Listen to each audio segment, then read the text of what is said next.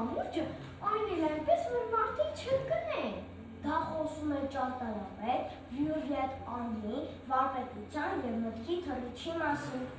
Յուրի, արի բոլորի պատմենք այս կամուրջի մասին։ Պատմենք։ Այո։ Սիրով։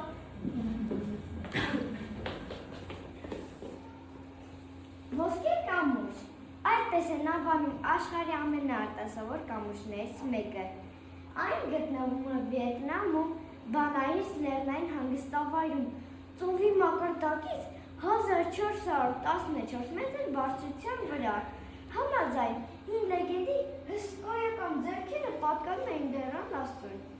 Ասում են, երբ մարդիկ որոշեցին բարձրանալ լեռան գագաթը, լեռան աստված իր ձեռքերով լեռան խորքից դուրս հանեց մի ոսկե մետաքսե թել և վայեց ամպերի միջև, որպեսզի մարդիկ կարողանան քայլել դրա վրայով և հաղորդակցվել երկնքի հետ։ 150 մետր երկարությամբ և 5 մետր լայնությամբ այս կամուրջը կառուցվել է 2017-ից 2018 թվականներին։ Շատերն այն անվանում են աստղաների ձեռքերով պահվող կամուրջ։ Կամուրջը գրեթե պտտվում է ինքն իր շուրջը։ Գիտեք, որ մամուլով պատված հին ու քարե տեսք ունեցող այս ձեռքերը իրական պատրաստված են մետաղալարեցանցից և ապակեպլաստից։ Ձեռքերի հին տեսքը ստացել են հատուկ ներկերի և արհեստական մամուլների շնորհիվ, որպեսզի ստեղծվի հեքիաթային զգացողություն։